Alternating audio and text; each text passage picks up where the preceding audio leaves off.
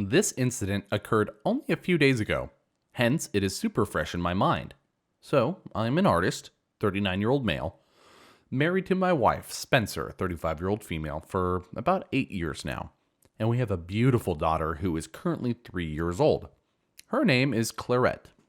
I used to work in a firm as a data auditor, but it was not something I truly enjoyed. But since money was tight and my art creation at home would not earn me a good living, I had to drag myself to the office every day for 5 days a week, even though I did not want to. Things were going fine. After this, we had great news to start our new year of 2019 with. Spencer was pregnant with Claret. Time started rushing, and then, in the blink of an eye, Claret was there with us right before Halloween. By then, the responsibility of becoming a parent had settled on my shoulder, and I started working even harder at the firm to provide for the mother of my child and my daughter. We were not financially well off, but somehow we made it work. It was not great, but it was satisfactory. Life was sailing across quite smoothly for the three of us. Then suddenly in a week, everything changed. In March 2020, the whole world stopped because of a scary pandemic rummaging through every home. This was the time of COVID. As a result, my firm also suffered a huge loss. The export and import structure started breaking down. I couldn't go to the office because of the restrictions on public transport, and worse, half of the employees were down with fever. The situation affected my home and my family too. Things kept getting worse and worse until our company had to relieve all employees as they were unable to pay them and eventually went out of business. With a 7-month-old baby at home, I started roaming around on the streets, knocking from door to door asking if they wanted to buy my paintings. We did not have any contacts that would be willing to help us. Hence the struggle of Spencer, Claret, and myself continued. For 8 whole months, I, the sole bread earner of the family, was unemployed. We used up all of our savings trying to provide comfort and healthy food for our baby girl, while we lived on old bread, peanut butter, and jelly that was thrown away in bulk from the bakeries, and my wife, who bought those at 50 cents per pound. We spent Claret's first birthday buying her milk and rice, for which we had to save up for 3 weeks. There was limited water too, and we had to think twice before using the washroom. But Spencer was there to help me through it all. Slowly, with a steel resolve, I started to continue working on my paintings. Spencer roamed around the shops which sold art supplies and brought me colors that had expired and the shopkeepers were planning to throw them away again. One shopkeeper was kind enough to lend us the phone number of a rich businessman who was a regular customer in his shop. The man was pleased with my paintings and wanted to buy and hang some of them in his house.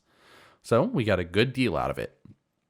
Little did we know that it was going to change our fortunes forever.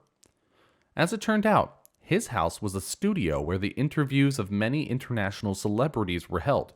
So many of the interviews had the footage of my paintings in them, and they started going on live television. In no time, I had people from commoners to celebrities pouring in and buying my paintings willingly. We could not have been more grateful to the businessman who helped us through the hard times. Things kept getting better and better, and one fine day in July 2021, I found myself in the process of opening a painting exhibition of myself, where people could bid on my artwork and buy them to take home. Spencer, super happy, kept me company for the 7 whole days that the exhibition lasted. Another month later, we made it to the city carnival. By Claret's 2nd birthday, I had gathered enough to be able to afford a decent day out with my 2 favorite girls, along with a meal at any of the fine dining restaurants in the city. And so we did. I took them to a nice restaurant after a relaxing day at the amusement park and celebrated Claret's 2nd birthday with a pretty tasty cake. And that's when it struck me. A restaurant was also an exhibition. An exhibition where people can try and buy foods and other edibles. The only difference is that instead of existing just for a week, it exists by staying open for 24 hours, 7 days a week, basically throughout the year. Could I do that for my paintings too? I shared this idea with Spencer, and she was thrilled enough to start working on it immediately. It took time, but on Thanksgiving, we finally opened Crafted Carefully, a museum-like exhibition, except for the fact that it was permanent. We named it after the first letter of Claret, that is C, By this time, I had moved on to 3D artistry. So along with paintings and artwork, I also made 3D models and sculptures, which sold for thousands of dollars. Things were lovely for over a year now. Then towards the end of 2022, right after Claret's third birthday, we had to hire a few new people to work and look after the museum, as we became very busy with Claret's admission into preschool. As we never had a nanny, there was nobody to help. So when Spencer took care of her, I took over the business duties of the museum, and the next day we switched positions and it was vice versa. In December 2022, with the holidays incoming, I had to produce mass orders of paintings and also help Claret with all of the changes happening in her life due to starting preschool. So I could not visit the museum for 2 whole weeks, but Spencer handled that part of our business. It was also the week when new hires were to be trained, so even Spencer became super busy. The two of us practically had no time to talk to each other, but even then, we were handling the pressure well. But after 2 weeks, something unimaginable happened. Claret has gone with me to the museum quite a few times now, and this particular day, as I was leaving home for the first time in 2 weeks, she wanted to come with me. With all the pressure that Spencer had been handling at work, she told me that she honestly wanted to just sleep. So, taking Claret with me was no issue. But when I entered the museum, something did not feel right. The air was tense, and everyone seemed to be exhausted. I continued to walk towards my podium with Claret in one hand and my bag in the other. That's when I noticed it. There was a woman in a black and white gown. The dress code for crafted carefully is black and white, ordering everyone around on how to do their jobs and criticizing everyone's work. I went straight towards her to find out what was up.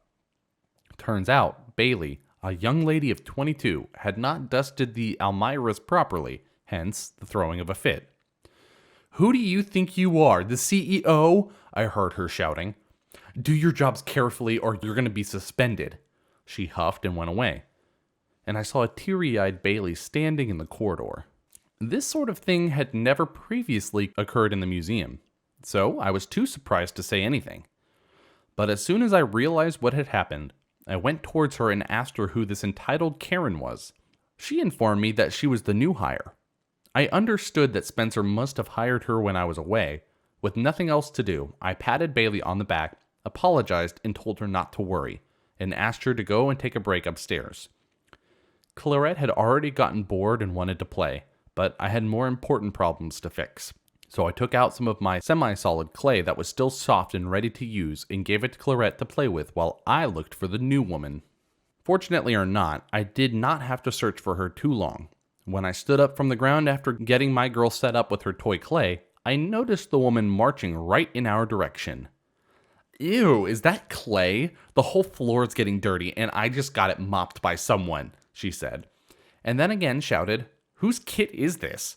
Who has brought their child to work, not bothering to tell me first?" Despite me standing in front of her in a suit, she completely ignored me. It was like I was never there.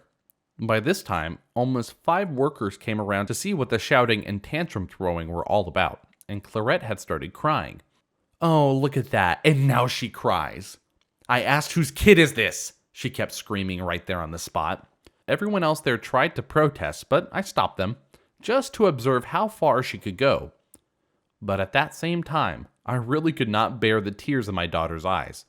I picked her up off the floor, the clay still warm in her little palms. "Mine," I said.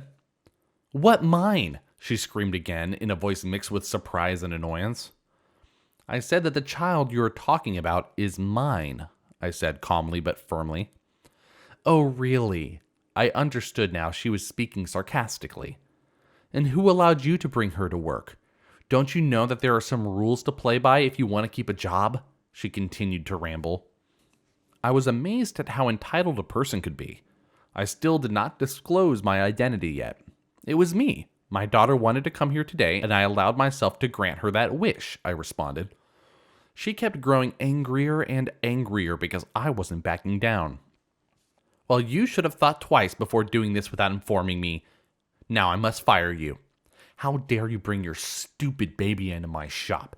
Hand in your badge and leave," she said with a half smirk. By this time, everyone was around us and giggling and smiling. The Karen didn't understand why. And then I finally broke it to her. Yeah, those were the exact words I was about to say to you, actually. Thank you. I said politely, yet loudly so that everyone could hear us. What? What did you say? The Karen was again starting to scream at the top of her voice. Me. Oh, was I not clear? I said you're fired. Karen. Who are you to fire me?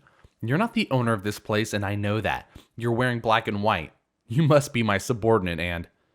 I stopped her right between her sentences. That was a test, and you didn't realize that I'm your new boss. Come on, now move it. Karen. No, it can't be. And you're telling me that all of these people knew about this? Me. Absolutely. It is the same reason why they were all laughing. I asked them not to stop you because I just wanted to see how far you could go. Karen. But wait, no, this can't be right. You can't fire me like this.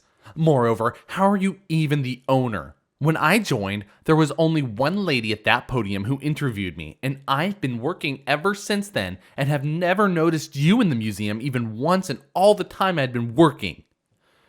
To clear out her stupid misunderstanding, I said, let me guess, a woman with long, straight brown hair with a large beauty spot on her cheek? Karen. Yes, exactly. Isn't that the CEO here? She just came in here yesterday. At this point, I just felt pity for her ignorance. Me. Well, the baby right there, the same one you were throwing a fit about, her name is Claret. And the lady CEO that you're talking about is Claret's mother. Her name is Spencer. Karen. Oh, yes, Spencer. But what? Then that makes you... Me. Spencer's husband, Claret's father, and your worst nightmare. Yes. Now please change out of your gown in the dressing room, hand over your badge, and leave. Karen. No, please. I'm sorry. I didn't know. And for the next 10 minutes, she just kept saying the same things. But I do not take disrespect, whether it's from me, my family, or my employees. I fired her right then, and after going back home in the evening, had a talk with Spencer about the whole incident. We agreed from then onwards we would only hire new employees upon interviewing them together, and maybe perhaps sometimes introducing them to Claret too. The reason behind the name of the museum, crafted carefully. All has been well since then.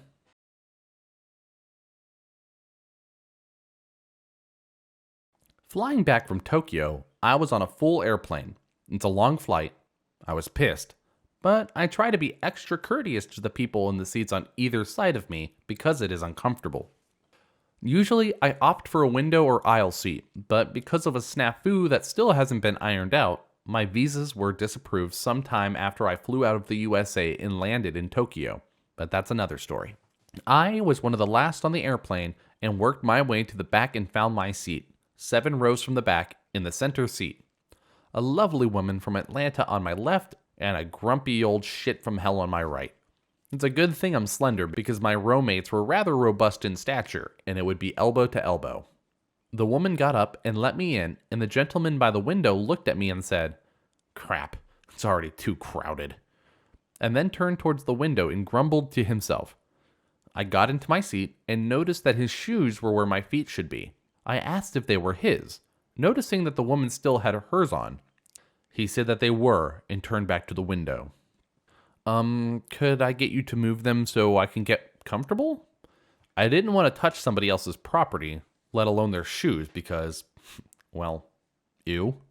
His rotund girth couldn't reach them, so the lady got up so I could move out of his way. He grunted and fished them out.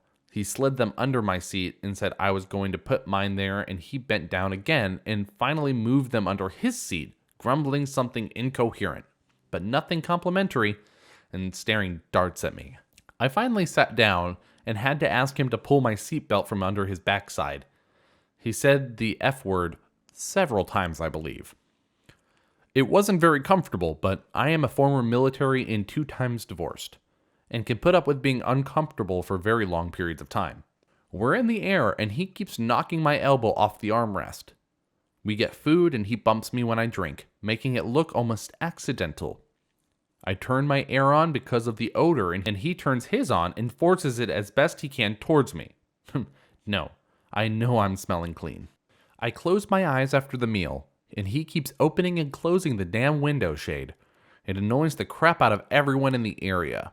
He keeps adjusting himself in his seat, bumping into me, keeping me from sleeping. It was a continuous 12 and a half hours of him being as discourteous as he could without crossing a line where I say something or begin retaliation, like farting loudly as I bend and stretch my back. The woman and I, she's a grandmother to 7 and me expecting my first grandson late this month, had a number of friendly conversations, and I wish her the best as the plane began deboarding. The man, on the other hand, since he was by the window, had to wait for me to get out of the row to get his case. I, on the other hand, was not in a hurry. I had a 7-hour-long layover and had plenty of time.